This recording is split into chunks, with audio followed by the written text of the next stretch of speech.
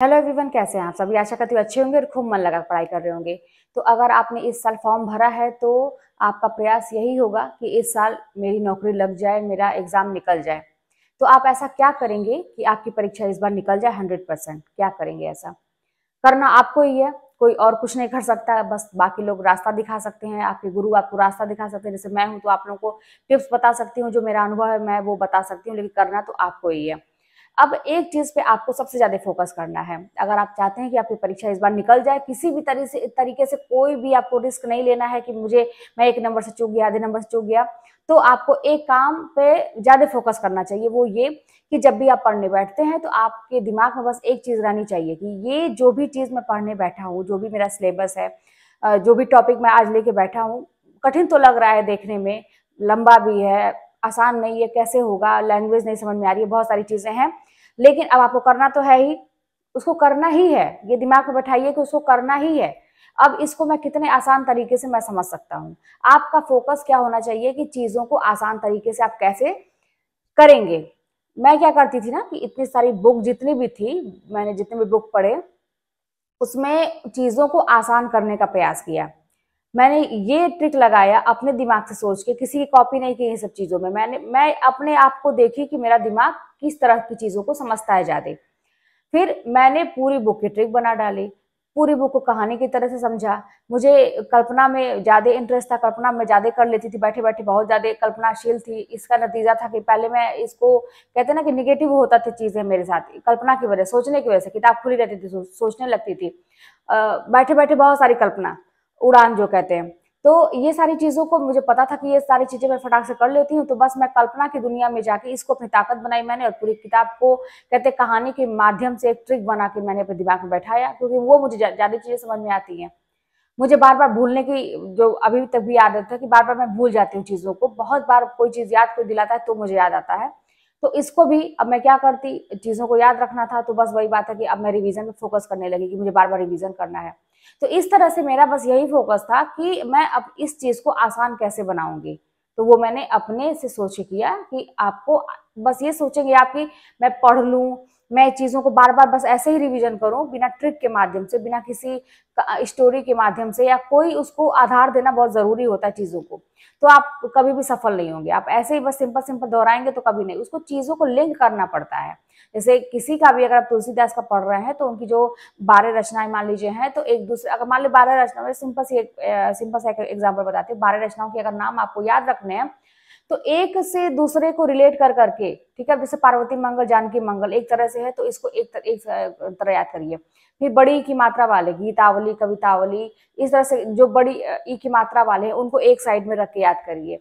ठीक है, रामलला नैचू है, तो इस तरह से मतलब चीजों को कर करके, ठीक है, आप कहते हैं ना कि उसको पार्ट में बांट बांट के और एक दूसरे से लिंक कर करके आप याद करेंगे तो आप कर लेंगे। तो फोकस क्या होना चाहिए, सबसे बड़ी चीज आपको ये हमेशा ध्यान रखना, करना तो है ही, लेकिन मुझे चीजों को आसान करके पढ़ना है।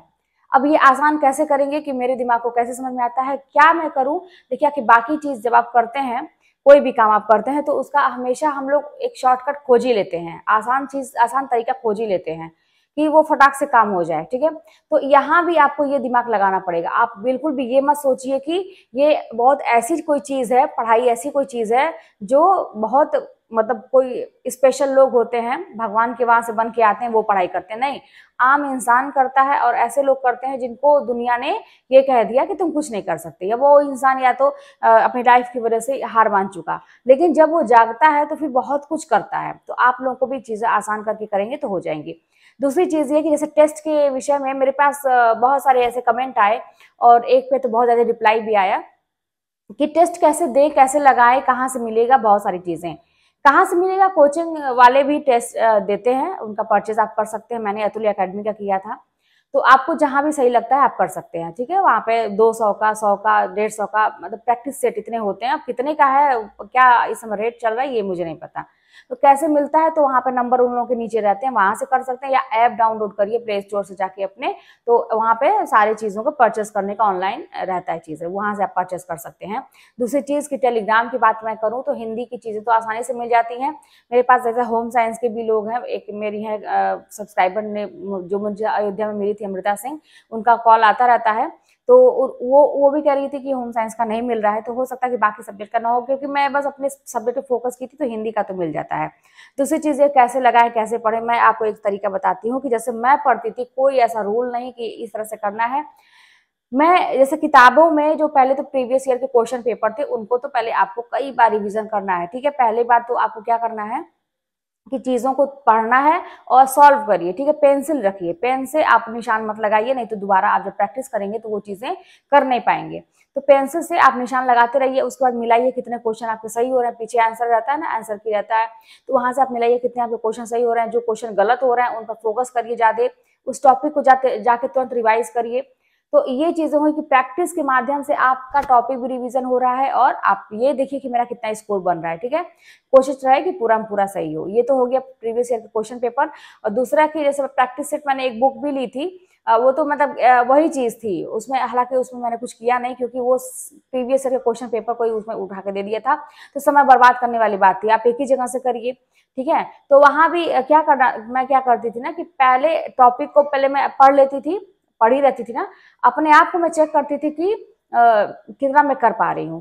पेंसिल का यूज करती थी, छोटा छोटा निशान लगा लेती थी कि अच्छा ये सही है, ये सही है, ये सही है, निशान लगा लेती थी। उसके बाद मैं आंसर की से मिलाती थी, जो क्वेश्चन गलत होते थे बड़ा सा क्रॉस बनाती थी, ताकि अपनी गलती को समझिए कि ये बिग मिस्टेक है वहां पे, कि आपने गलती क्यों की। अब उसको हाईलाइट करने के लिए थोड़ा क्रॉस बना देती थी उस क्वेश्चन पे, गिनती थी कितने क्वेश्चन सही हुए कितने गलत हुए, खुद अपना आंकलन करती थी कि मेरे इतने में से इतने सही हुए तो क्या करना चाहिए, और जितने क्वेश्चन गलत होते थे मैं तुरंत उस टॉपिक को खोल के पूरा टॉपिक रिवीजन करती थी, क्योंकि मैं टॉपिक को रिवीजन करने का बहाना खोजती थी। इस तरह से मैं टेस्ट देती थी, ठीक है। और ऑनलाइन मैंने बताया परचेस कर सकते हैं, टेलीग्राम पर सर्च करिए, अगर आपके सब्जेक्ट का मिल रहा है तो ठीक है, नहीं मिल रहा है तो इसको टेंशन की बात नहीं है, आप परचेस करके भी कर सकते हैं।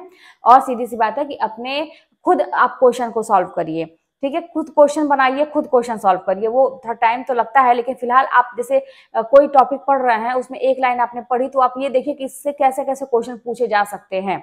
और प्रीवियस ईयर के क्वेश्चन पेपर तो आपको देखना बहुत जरूरी है। हालांकि हम लोग के टाइम में तो पूरा चेंज कर दिया था, लेकिन फिर भी एक आधा मतलब कहते हैं ना कि आइडिया तो मिलता ही है कि हाँ इस तरह के क्वेश्चन पूछे जाते हैं। यही तरीका है पढ़ने का, कोई ऐसा अलग से तरीका नहीं है कि दिन में पढ़े, कि रात में पढ़े, कि सुबह पढ़े, कब पढ़े। जब आपको मन करे तब पढ़िए, जैसे मन करे वैसे पढ़िए। बस आपको चीजों को आसान करने का कहते हैं ना कि एक तरीका खोजना पड़ेगा, कि ये चीज तो है कठिन लग रही मुझे, अब मुझे आसान तरीके से कैसे इसको पढ़ना है। बस इसी तरह से करेंगे, आपको 100% पूरी किताब आपको मतलब कहते हैं ना कि दिमाग में एकदम बैठ जाएगी। और जैसे मैं लिखती हूँ ना, पूरी किताब दिमाग में छप जाएगी, पूरा नोट्स। ये ऐसी कोई बनावटी बातें नहीं है, ये होती हैं चीजें, आप करके तो देखिए। आप जब आप एक समय ऐसा आता है, इतना रिवीजन करिए, इतना रिवीजन करिए, और ये समय तक आने तक आप पढ़िए। आप मेरे पे विश्वास करिए कि वो बोल रही हैं कि पूरी किताब दिमाग में छपती है, तो यानी कि छपती होगी, तो मुझे वैसी पढ़ाई करनी है। रिवीजन पर रिवीजन, रिवीजन रिवीजन करिए, और देखेंगे कि जब क्वेश्चन पूछा जाएगा तो वो पूरा पेज जो है ना, वो आपकी आंख के सामने होगा।